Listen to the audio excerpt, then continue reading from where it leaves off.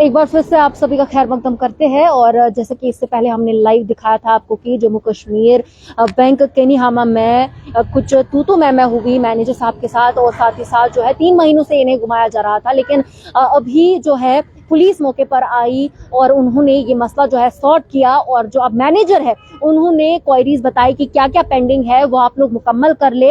वैसे सारी चीजें जो है क्लियर थी, लेकिन अब कुछ और चीजें आई हुई है जो कि पेंडिंग है। अब उन्होंने अच्छे से बोला कि क्या क्या चीजें करनी है। जब पुलिस स्पॉट पर आई और उन्होंने सारी चीजें इनको बोली, हम सीधे इनके पास चलते हैं। अब सारा मसला क्लियर हो गया। लगभग अगर यही आज से 2 दिन 3 दिन पहले हुआ होता तो हमें कोई मजबूरी नहीं थी किसी के पास ऐसे चलाने की या हेल्प मांगने की।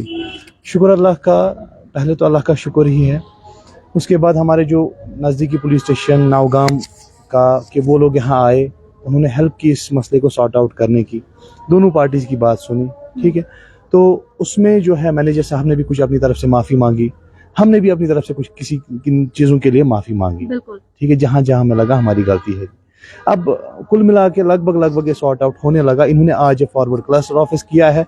अब देखते हैं क्लस्टर ऑफिस क्या आगे से करता है। बिल्कुल, मैं पहले अपने व्यूअर्स को ये बताना चाहूंगी कि जो चीजें जो फॉर्मेलिटीज बैंक की जानिब से देनी होती है, अगर वो पहले ही होती तो शायद मसला यहाँ तक नहीं पहुंचता। जो 3 महीनों से एक एक दिन इनको बोल रहे थे कि क्या क्या पेंडिंग है, अगर एक साथ बोला होता तो शायद इनका जो केस है वो अभी क्लोज भी हुआ होता और लोन सैंक्शन भी हुआ होता। और कई सारे व्यूअर्स ने हमें बताया कि हम ऐसे ही किसी पे इल्जाम नहीं लगा सकते हैं, लेकिन इससे पहले जो हमने लाइव किया था उसमें कई सारे कमेंट्स आए थे। तो हम आपको बता दें कि हम विदाउट एनी प्रूफ कोई भी जो है कदम नहीं उठाते हैं, और साथ ही साथ हम किसी भी रिस्पेक्टेड इंसान को जो है इल्जाम नहीं लगाते। जो हुआ हमने वही आप तक पहुंचाया। तो अब कहीं ना कहीं आप बोल रहे हैं कि 50% तो है केस अभी तक नरम गरम रहा पुलिस की वजह से। देखिए मैम, जो हमारे बैंक पे जो केस अभी हुआ, जैसे हाथापाई हुई, वहाँ मारपीट हुई, मारपीट किस बात पे हुई? जैसे मेरी मदर साथ थी, मेरी बहन साथ थी, या मेरा दोस्त साथ था, उसको मारा गया, मुझे मारा गया, हम सबको यहाँ पे पीटा गया। वो बैंक ऑफिशियल्स नहीं थे, यहाँ के कुछ गूंज थे, जैसे आप पीछे दिखा सकते हैं। यहाँ पे जैसे पीछे कुछ दुकानें नीचे हैं, वहाँ पे लड़के बैठे थे। ये समझ नहीं आया वो कहाँ से ऊपर आए और उन्होंने हमें मारना स्टार्ट कर दिया, जबकि हमारा मसला बैंक के साथ था। लड़कों का क्या काम था? हमने तो किसी पे हाथ नहीं उठाया। या बैंक की कार्रवाई आप करेंगे? बिल्कुल करेंगे। क्यों? उन्होंने हमें मारा। आप दिखा सकते हैं, मेरे पास वीडियो भी है फोन में, या फोटो भी ली हुई है मैंने, कि उन्होंने क्या हालत हमारी की। हमारे में से एक बंदे को मुंह से खून आया, नाक से खून आया। वो कौन थे ये मैं नहीं बोल सकता, बैंक के बंदे हैं वो, बैंक के बिल्कुल नहीं लग रहे थे। शक्ल से मुझे लगता है वो वही कुछ वो गूंज थे, यहाँ के लोकल गूंज। वो आए, वो मुझे समझ नहीं आया उनको किसने बुलाया। उस पर कार्रवाई होनी चाहिए मेरे ख्याल से, क्योंकि ऐसे आज अगर हमारे साथ हुआ, कल किसी और के साथ भी हो सकता है। कहीं ना कहीं जो है हाथापाई मैनेजर साहब के साथ भी कहीं ना कहीं पर हुई। जी जी। तो पहले मतलब ये सारी चीजें क्यों हुई? मतलब मैनेजर साहब ने पहले मारा या आप लोगों की तरफ से? देखिए मसला क्या हुआ, मेरे ब्रदर, मेरे फ्रेंड अंदर गए मैनेजर साहब के पास मेरी सिस्टर को लेकर। तो इन्होंने वहां पे बात की, उनके हाथ में फोन था। तो आज के टाइम पे हर किसी के पास है। मैनेजर साहब को ऐसा शक हुआ कि शायद ये मेरी वीडियो ले रहा है।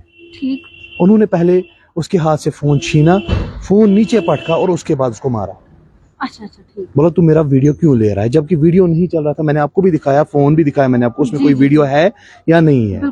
ठीक है। उसके बाद जैसे बाहर निकले, मैनेजर साहब बाहर निकले, उनसे हमने ये जवाब मांगा इस चीज का, अगर आपने हाथ उठाया किस बात के लिए हाथ उठाया? सही। आपने अगर फोन तोड़ा किस बात के लिए फोन तोड़ा? इसका नुकसान हो गया, वो नुकसान कौन देगा? आप तो ऑलरेडी लोन ही दे रहे हो, आप अपने फोन भी तोड़ दिया इसके बाद। उसके बाद क्या हुआ, जैसे ही मैनेजर साहब ने बाहर भी थप्पड़ एक मारी, जो सबके सामने, जब बैंक में सारे कस्टमर्स थे, उन्होंने उनके सामने भी थप्पड़ मारी। और थप्पड़ मारते मारते यहाँ के जो लोकल गूंज है वो भी बीच में आए। वीडियो में वो सारा कैप्चर हुआ है। मैं आपसे भी गुजारिश करूंगा, आप अगर वो फेसेस पुलिस के सामने प्रूव करे तो उन पे कार्रवाई होनी चाहिए। बिल्कुल, वो हम जरूर पुलिस तक जो है वो वीडियोस पहुंचाने की कोशिश करेंगे।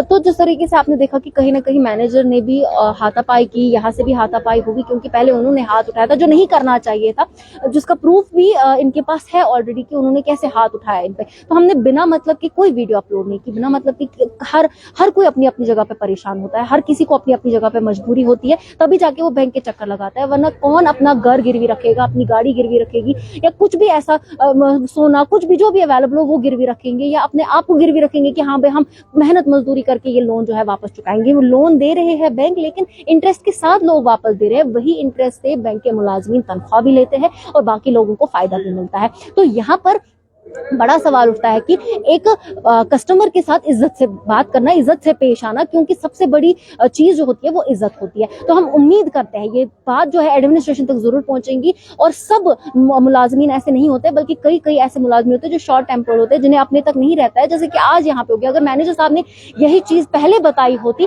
तो वहीं पर जो है मसला क्लियर हुआ होता, लेकिन जो बीच में वो वगैरह गूंज आ गए, उन्होंने लड़ाई करना स्टार्ट किया, यहाँ पे फीमेल्स के साथ मिसबिहेव करना स्टार्ट करे, उन पे ये लोग एक्शन जरूर लेंगे और उसके बाद उनको जब वहां पे बुलाएंगे उसके बाद उनसे जानेंगे कि वो इस बीच में क्यों आया। तो मैं आखिर में ये कहना चाहूंगी कि एडमिनिस्ट्रेशन से गुजारिश है वो जरा सा इस पे ध्यान दे कि आप लोगों के डिपार्टमेंट्स में लोगों के साथ किस तरीके की नाइंसाफी हो रही है और किस तरीके से वो लोगों के साथ पेश आ रहे हैं।